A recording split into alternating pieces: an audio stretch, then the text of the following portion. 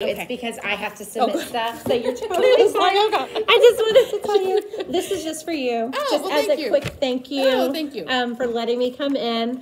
I know you had to change everything, Oh, and that's then okay. of course we had a disruption, and it was all right. You did awesome. Oh, thank you.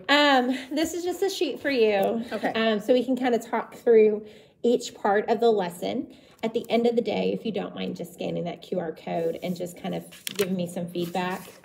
By the end of today, we are going to set a goal for something that you want to improve on during our lesson. So I know when I came in, you did not do the phonemic awareness piece. I had already done it. And so I figured that. I was Did afraid you that we use were gonna Haggerty or did you do Reading No, Horizons? I did the Reading Horizons. Okay, Yeah. and tell me, how does that go for you? Like, how do you feel about teaching that part? Good. I mean, my kids catch on really well. Great. So, yeah, it's quick and easy, and Do you use hand motions and I do. things? I do. Yeah. Well, I use the if it's sounding out or if it's replacing. You do like the 1, 2, 3 or the because I have a tapping? lot of low ones who this helps. Okay. So if I'm tapping, like today, it was change the short A to like a short I, and it created a new word. Yeah, So if absolutely. I'm sounding it out, then the low ones can see. Oh, okay, and so it helps. I will show you a hand motion I do. learned today. I do that. For the middle sound, which I thought was really cool. I forget which teacher it was, but she was like, change the ah and lap to I. What do you get? Oh. And I thought that was a really cool way of doing it. So, Something new. Yeah, absolutely. But anyway, the phonemic, that goes really well. But it's going great. Yeah, and I Perfect. use the Horizon ones. Perfect. And you're using RH. Cool. Because I know she said that you'll get some choices and stuff. Yeah, so I try to switch it up, but that one, for the most part, goes a little smoother. Yeah. And at the dots, because before we start Reading Horizons, we have a morning meeting. Okay. And so we do other things at the sea turtle rug, is what we call it. And then we go to the dots. Was that the rug kind of by us? Yeah. Okay. That so makes we sense. start off there. Okay. And then we leave from there. And because sitting on the dots for that amount of time is really hard for some of mine. Right. So I have them move. We move around a lot. Which I love that. I love that you moved them back and forth. So we start there, and if we do Haggerty, we do it there. And then before we start, we do and then depending on too how fast it went, if it went really well, then I do the extra. We do both Haggerty and the Reading Horizons. I just kind of feel for how they're doing. Understand. Yeah. And feel free, if you're doing Haggerty, you can skip the Reading Horizons portion to kind of make up some time. Because I know that these lessons are long. And so it is sometimes hard to fit in Haggerty and the Reading Horizons. So, but you are taking care of the phonemic awareness piece with Haggerty. Yes. And so it's totally fine if you interchange them. Okay. So the phonics and spelling, this is that part 2. And this is honestly the biggest chunk of your lesson. So this includes the review, the instruction, the dictation, the eraser game, the word ladder or the spelling words, most common word, dictation of a sentence. You know, it goes on and you're like, wow.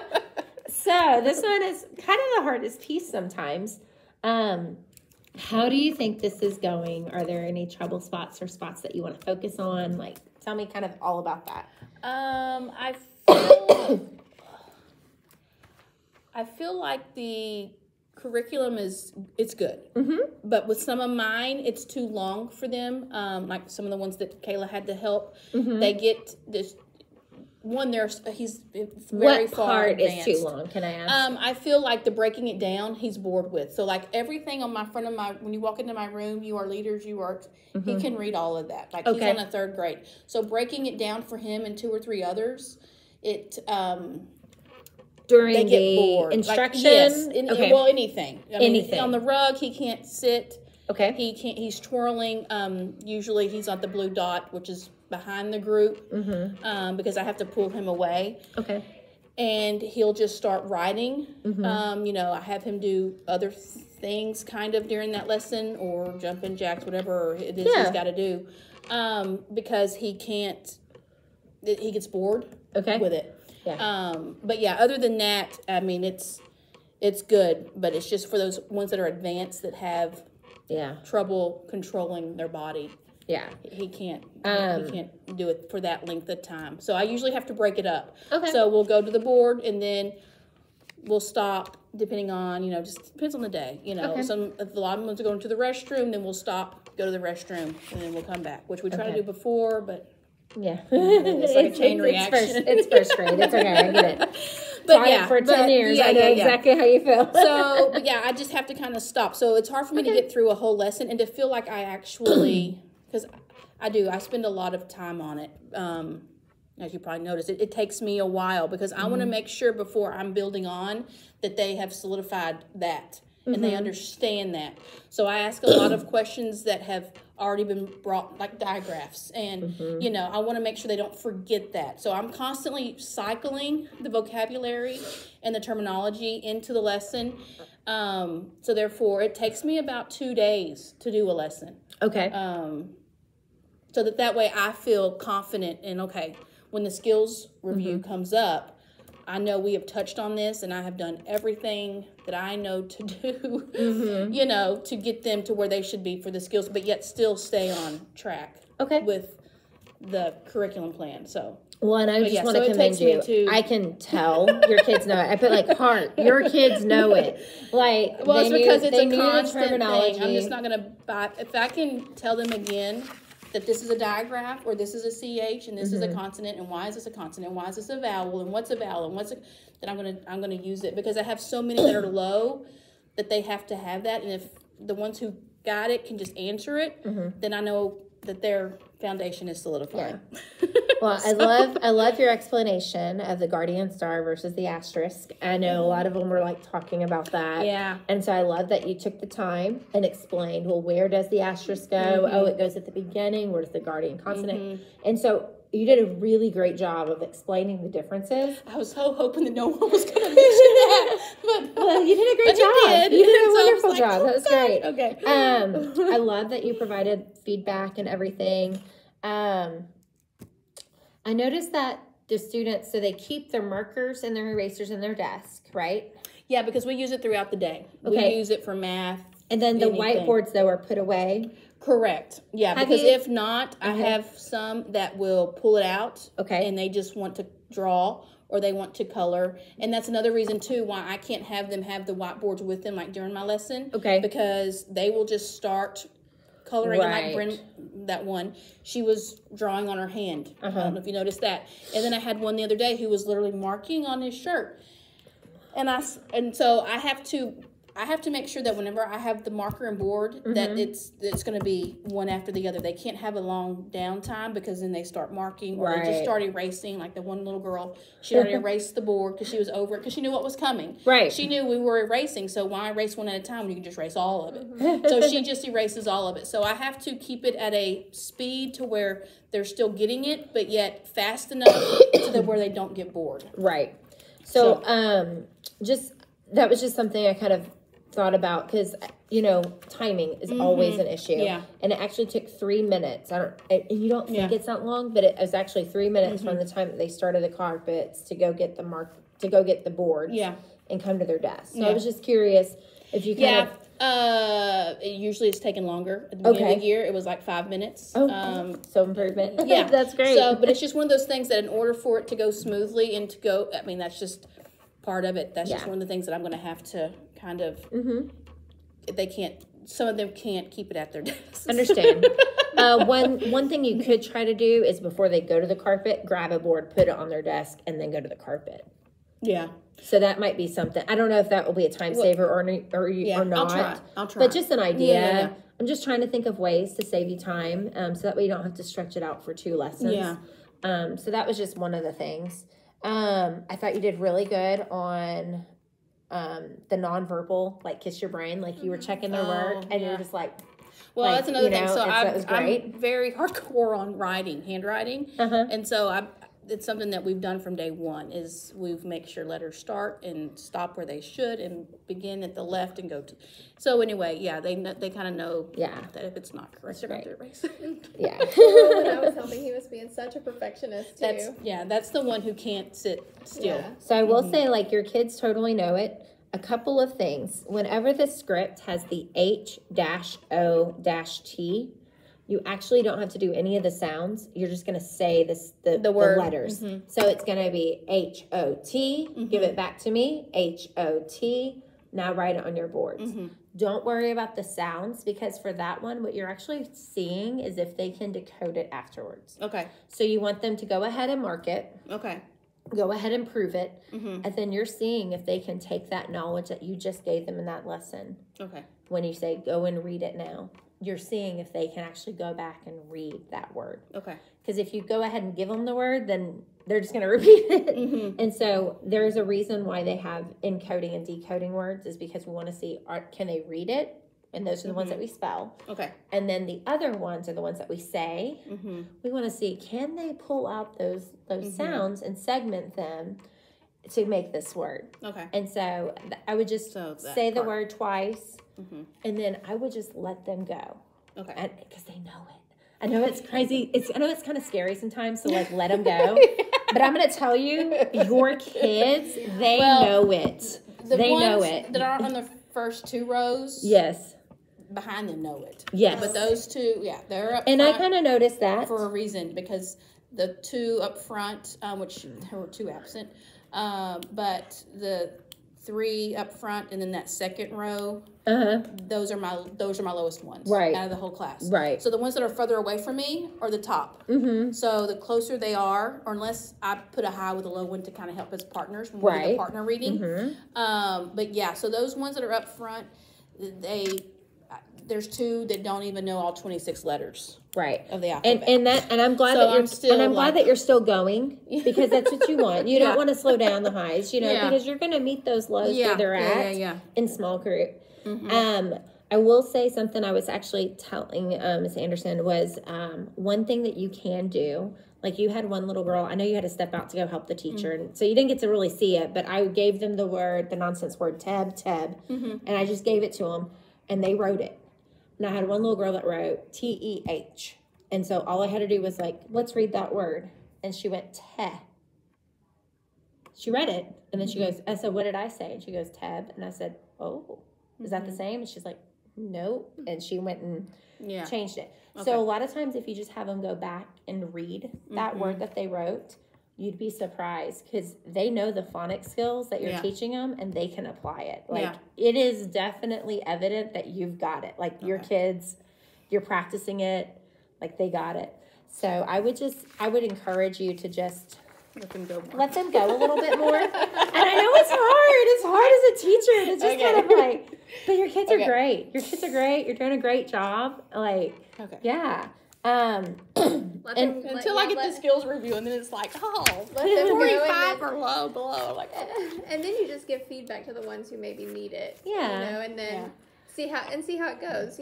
Right. Yes.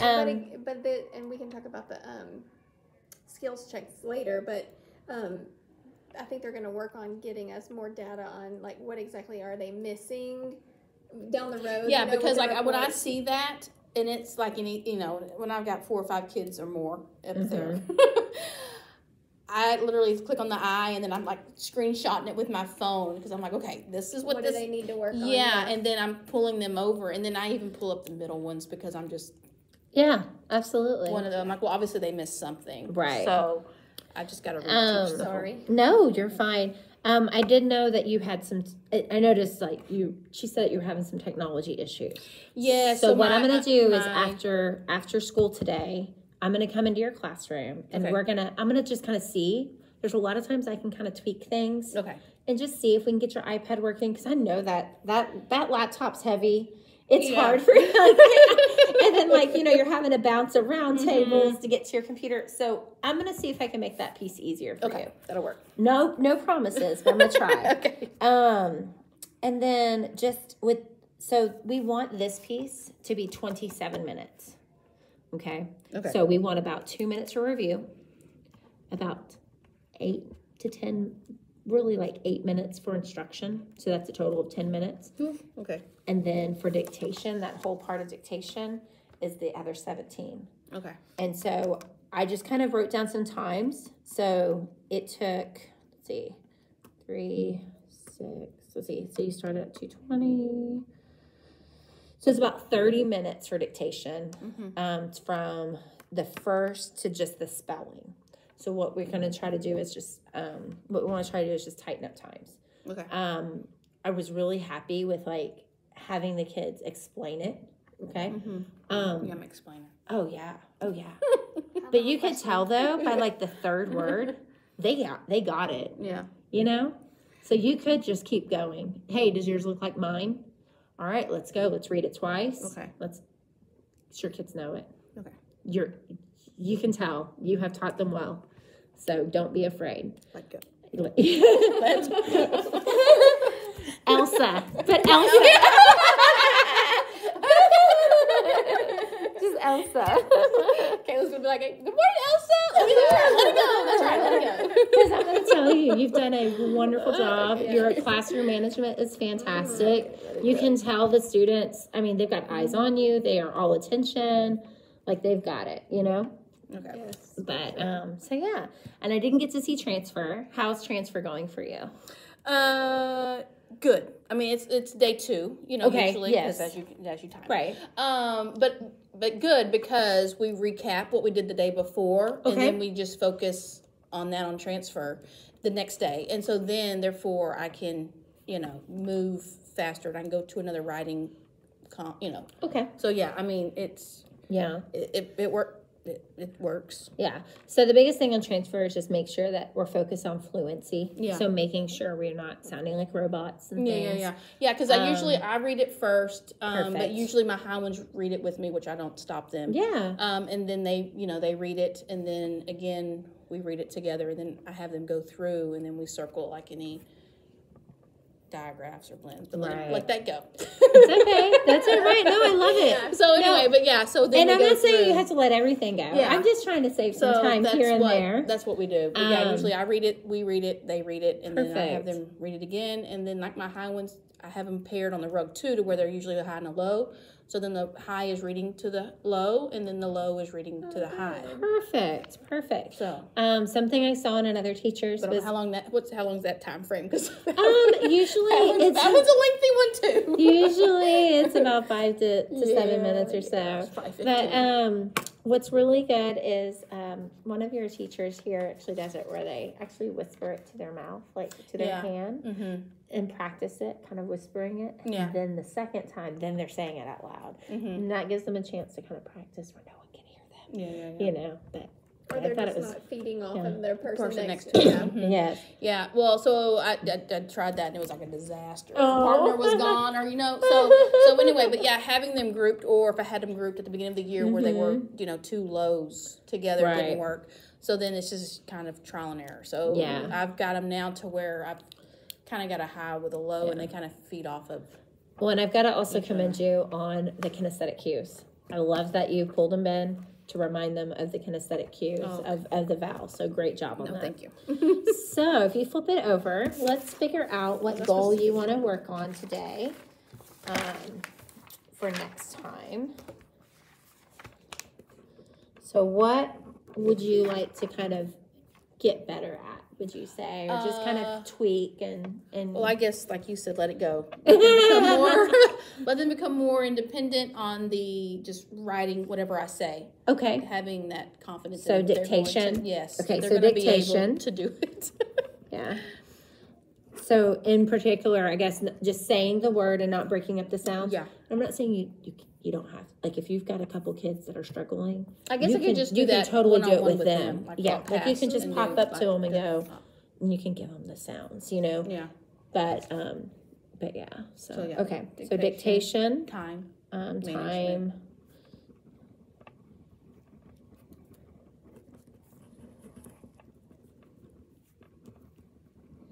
So what steps do you want to take to reach the goal?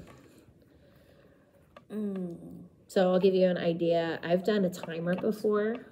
Yeah, I could do a timer because I have. And it just kind of like, I said it for like 10 minutes and I know, hey, I've got to get through all these words and the eraser game in 10 minutes. Like, we got to get Yeah, going. because I've got a timer on my desk that I use. Perfect. That we use. So yeah, we could. And I'm not saying you got to like immedially like Oh end yeah, it, no, but you know, that's, but it's but just I like could a also, mental so kind note. of like whenever I do transitions, Mhm. I do 10 minutes to allow time to Yes, Like, to yes. stop. Yeah. Yes. So it's not like 2 minutes. We're supposed to be at PE. It's like a Right. 10-minute. Like okay, let's Yeah. So I guess I Yes. could do that. Yeah. If I'm needing an area that's 10 minutes, Uh-huh. maybe do like 8 minutes, and then that way I know I've got a 2-minute Mhm. leeway to get things Absolutely. to wrap it up and move forward. Mhm. Yeah, so I like the Absolutely. timer for Okay, sure. so we'll do a timer.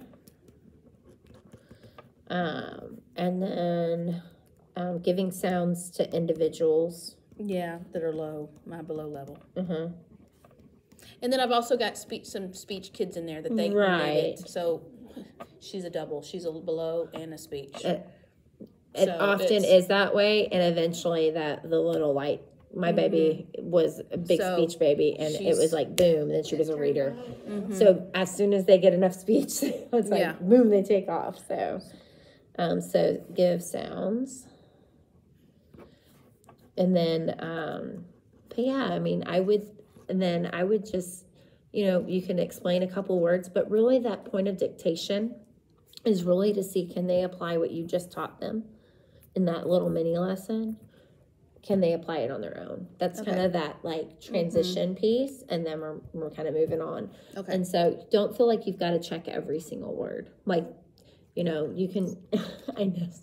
Because I'm going to tell you, like, you don't have to talk through every single word. Like, they've got, I know. But Okay. yeah, but just some ideas of how to kind of tightening it up. But Okay. Yeah, I you're can do doing that. fabulous, and you can thank you. definitely tell because your kids are great readers. Like, they're yeah. Yeah, because we read every day, and it might be obviously that, but it's also we need read another book, and then I don't know, we read and then we partner read if they finish their work. And then once again, the grouping in the rows, I have them usually a reader with a non-reader so they can help. But yeah, And I have a question for you because a lot of teachers that we've met with today have said like they don't have time to pull small groups and meet with those low students because they're pulled in title and pulled in tutoring. Yeah, they do. are. You find a time to are you able to meet with those low struggling students? not until the end of the day. Okay. Because obviously my time, I'm over. So no, it's not until the end of the day when it's time. But see, my low ones are the ones that are being pulled out for. Yeah, And that's so what they said too. So yeah, I so just, they're like, pulled out in the morning and they're pulled out in the afternoon, and Okay. usually it's the same ones because they're low and. in both content areas. Yeah. So and it's that's those same kind of, 3 ones that are up front. Okay. Those 3 are the ones that are pulled in the mornings and in the evenings, and then I have to work. I usually have to cut my math short or my social studies short to get in that time Okay. with them, but it's at the end of the day. And hopefully with this, if we can cut off some time with this, then you're going to gain some time back. Because to- didn't that to one maybe come pull. in when y'all were in there? Yeah, Yeah. Yes. Yeah. Mm-hmm. So he's usually Okay. gone in the mornings, and because I do phonics, I do Reading Horizons first thing. Okay. Like right after rotation, we come back and we start, and it's Right. there until I go to lunch at 10:10 because they come back from rotation at 9:30. So I've only got 40 minutes Yeah. to teach the Reading Horizon lesson. So Yeah. anyway, yeah.